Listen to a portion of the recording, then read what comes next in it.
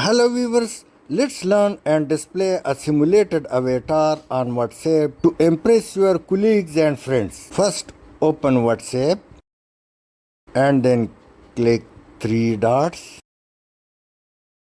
Now click settings and in setting click avatar.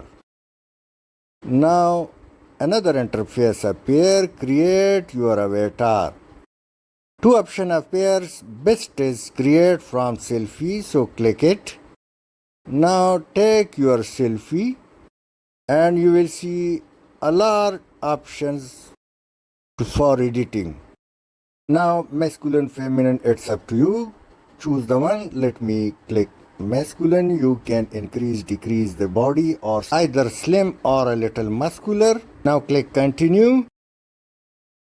Once again choose dress, makeup, face, bottom, shoes, a lot of options. Let me click hairs, long hair, short hair, it's up to you. And these are the graphs for increase or decrease the size of the avatar. Now click publish avatar. You can view it. So in case if you click it, it would display like this simulation and it's other mobile. So in case if your friends click it, once your picture would be displayed and then an animated avatar. Hope you would have liked. Thanks for watching.